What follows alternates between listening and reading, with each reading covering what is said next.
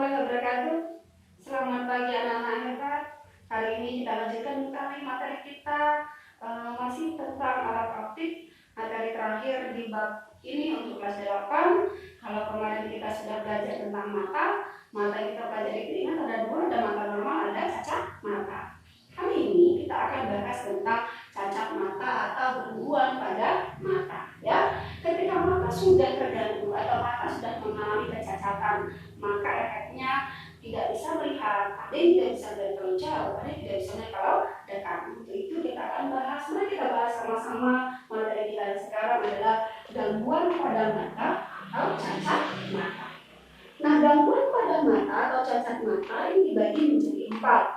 Ada yang pertama miopi, yang disingkat dengan kata-kata raja. Raja itu artinya adalah rabun jauh. Kemudian yang kedua hipermetropi, yaitu radek, itu radek singkatan dari rabun dekat. Kemudian yang ketiga presbiopi, yaitu ratu. Ratu itu singkatan dari rabun tua. Kemudian satu lagi astigmatisme, ini yang dalam kehidupan sehari-hari kita sering mendengar dengan kata-kata silinder. Itu adalah astigmatisme di dalam bahasa fisikanya, gitu ya. Nah, kita akan mulai yang pertama yaitu miopi. Miopi atau raja. Raja ini singkatan dari rabun jauh. Rabun jauh, siapakah yang mengalami rabun jauh? Tentunya kamu sering lihat teman-temanmu seusiamu sudah menggunakan kacamata. Mengapa dia sudah menggunakan kacamata? Karena dia sudah mengalami gangguan pada mata atau cacat mata. Nah, yang akan kita lihat di sini, apakah yang menyebabkan dia terkena rabun jauh? Kemudian bagaimanakah jalannya sinar menuju ke mata? Nah, coba kita perhatikan. Sebelum kita belajar ini tadi, kemarin kita sudah pernah belajar bahwa yang namanya mata normal itu bisa melihat dua, ketika dia jauh dan ketika dia dekat. Kalau dia bendanya dalam keadaan jauh, maka jalannya sinar masuk ke mata itu adalah lurus seperti di sejajar. Maka ketika seseorang mengalami rabun jauh, maka jalannya sinar masuk ke mata itu sejajar seperti ini. Ketika dia normal, seharusnya jatuhnya itu di depan retina. Tetapi karena dia tidak normal, maka jatuhnya banyaknya tidak di depan retina, tetapi jatuhnya di mana? Jatuhnya di depan retina.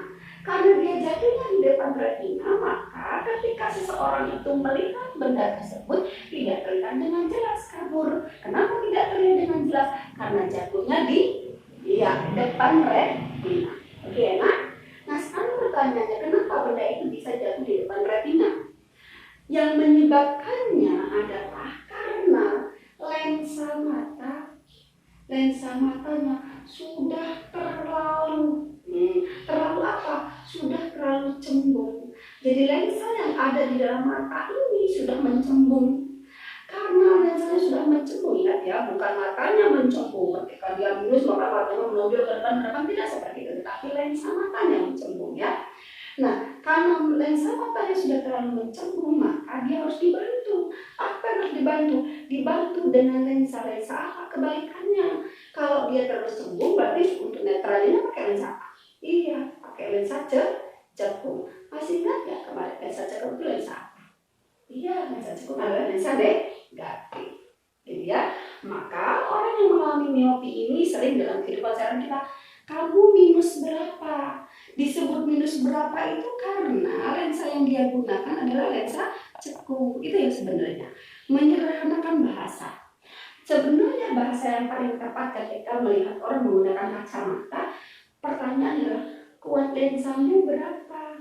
Nah, dia akan menjawab -3. Tidak boleh cuma mengatakan -3, -2, -1, tapi dia akan katakan -3 dioptri. Maka yang kemarin sudah bisa ajarkan. Nah, untuk itu ketika ada orang yang sudah melihat kabur karena dia mengalami rabun jauh karena matanya sudah terlalu cembung, yang dibantu dengan lensa cekung, maka kuat lensanya atau P-nya itu rumusnya kita gunakan min. Ingat alasan min tadi? Karena lensanya sudah lensa cekung. Min 100 dibagi jarak terjauh yang mampu dia lihat. Maka kalau kamu lihat, kalau pernah ke optik, Ketika ingin tahu menggunakan kacamata berapa, maka petugas optik akan memberi huruf-huruf atau angka-angka yang ini kelihatan enggak, dijauhkan, didekatkan, dijauhkan, didekatkan, tulisannya dibesarkan, dikecilkan. Itu karena dia kepengen tahu kuat lensanya berapa. Nah, rumusnya adalah min 100 dibagi jarak terjauh. Jarak terjauh berapa dia yang paling terbaca? Nah, ini jarak terjauh. Contoh gini. Duri, jarak terjauh yang mampu dia lihat itu adalah 2 meter. Sementara kalau orang normal lebih dari 2 meter. Maka berapakah kuat lensa yang dipakai oleh si Dwi? Jawabannya apa? Min 100 dibagi jarak terjauh yang mampu Dwi lihat berapa? 2 meter. Ingat pakai senti. Masih ingat materi kemarin ketika ini 100 makanya pakai senti. 100 dibagi 200 jadi berapa nak? Min 1/2 dioptri. Maka orang-orang pada umumnya akan bilang dia terkena cacat mata miopi dengan -1/2. Orang bilang akan seperti itu. Yang benarnya adalah dia ada rabun jauh atau miopi yang kuat lensanya sebesar -1/2 dioptri. Kan itu satuan. Gitu ya. Paham? Jadi ulang kembali. Miopi atau rajen berabun jauh ketika ada cahaya masuk ke mata, jatuhnya tidak di retina tetapi jatuhnya di depan retina. Kenapa dia di depan retina? Karena lensa matanya sudah terlalu cembung. Karena lensa matanya terlalu cembung, maka harus dibantu dengan lensa cekung. Materi sebelumnya sudah pernah diajarkan yang namanya lensa cekung adalah lensa negatif. Sehingga berapakah kekuatan lensanya? Rumusnya min 100 dibagi jarak terjauh. Kalau seseorang jarak terjauhnya tidak 2 meter lagi tapi 1 meter, dibuat 100. Kalau seseorang jarak terjauhnya cuma setengah meter, buat di sini setengah meter atau 50 cm. Semakin dekat dia jarak terjauhnya, maka minusnya kekuatan lensanya itu akan semakin besar. Paham ya? Oke, itulah dia tentang miopi atau rabun jauh. Ketika kamu sudah tahu miopi, maka hipermetropi sebenarnya kebalikannya saja. Hipermetropi itu adalah radek. Apa itu radek? Rabun dekat. Ketika ada seseorang melihat ada benda dekat, kemudian masuk ke matanya, maka dia jatuhnya sekali lagi tidak di depan retina, tidak tepat di retina, tetapi jatuhnya di mana? Di belakang. Di belakang retina, kelebihan, maka disebut hiper itu kan kelebihan, maka dia kelebihan, lebih dari retina, maka jatuh di belakang retina. Apa yang menyebabkannya? Sama, karena matanya atau lensa matanya sudah terlalu apa? Kebalikan. Kalau ini cembung berarti kenapa? Cekung. Biasanya siapa yang alami? Biasanya alaminya adalah ibu-ibu atau bapak-bapak. Tapi jangan juga kamu lihat di rumah nanti. Saya mau lihat mata bapak saya. Apakah bapak saya sudah masuk ke dalam? Bukan matanya, tetapi lensa matanya. Ya. Nah, dibantu karena dia sudah terlalu cekung, maka dibantu dengan apa? Dengan lensa cembung. Masih ingat kemarin lensa cembung lensa apa? Lensa positif. Maka secara otomatis kuat lensa atau P-nya rumusnya adalah 4 dikurang 100 dibagi jarak terdekatnya. Contoh, karena bilang biasanya bapak-bapak, Pak Nurdin mampu membaca koran dengan jarak terdekat 2 meter. Artinya kalau ada koran mampu dibaca dengan normal tanpa kacamata, kalau jaraknya 2 meter, gimana di sekolah 1 meter? Ya nggak baca. Gimana di sekolah 1 meter? Ya nggak baca. Ini koran yang ditaruh 2 meter belum bisa kebaca. Ini contoh ya nak. Maka berapakah kuat lensa yang dipakai oleh Pak Nurdin? Jawabannya adalah 4 dikurang 100. Berapa jarak terdekat Pak Nurdin tadi? 2 meter. 2 meter jadi berapa? 200. Berarti 4 dikurang 100 dibagi 200 berapa? Setengah ya. Maka berapa jawabannya? 3,5 dioptri. Coba kamu lihat, ada tanda min enggak? Tidak. Kenapa tidak ada tanda min? Karena memang lensa yang dia pakai adalah lensa plus. Jadi kalau bapak-bapak dan ibumu pada umumnya menggunakan lensa plus. Tapi kalau kamu usia kalian semua biasanya menggunakan lensa min atau kena penyakit atau cacat mata disebut dengan miopi. Paham itu? Miss ulang kembali. Hipermetropi atau rabek atau rabun dekat itu ketika seseorang melihat benda dekat, maka dia akan jatuhnya bayangan akan di belakang retina. Mengapa dia jatuhnya di belakang retina?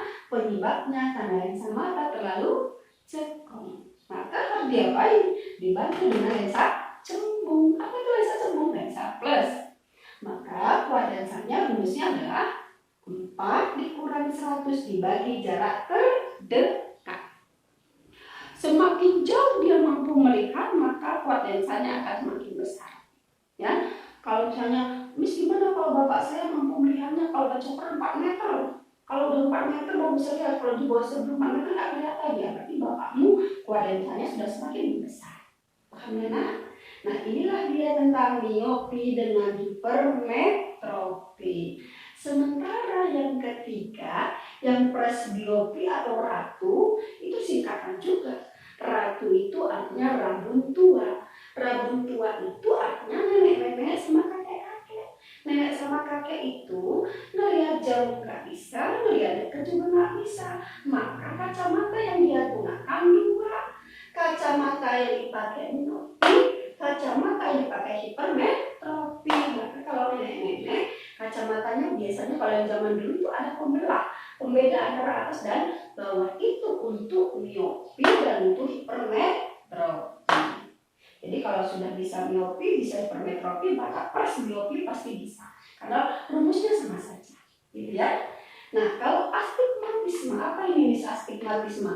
Kamu sering dengar kata-kata silinder, bahkan mungkin kalau pergi ke apotik sering dibilang, oh ini minus sekian dan silinder sekian, gitu. Atau plus sekian dan silinder sekian. Apa sih sebenarnya silinder itu? Silinder itu gini, nah, ketika kamu membaca tulisan di sini secara vertikal maupun secara horizontal, mau dia tegak seperti ini, kemudian seperti ini, itu dia tidak bisa lurus, tetapi dia bergoyang-goyang.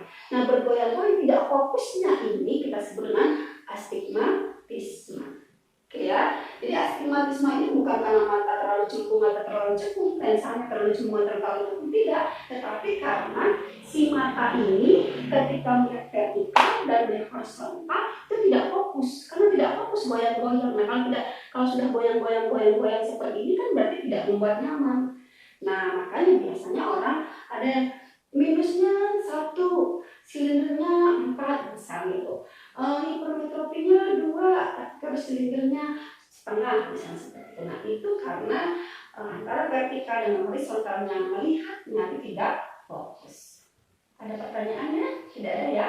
Oke, jadi Miss ulang sekali lagi, cacat mata ada berapa? Ada miopi, ada hipermetropi, ada presbiopi, dan ada astigmatisme. Ketika sudah bisa miopi ada hipermetropi, maka presbiopi pasti bisa. Sementara astigmatisme atau silinder itu hanya tidak fokus saja.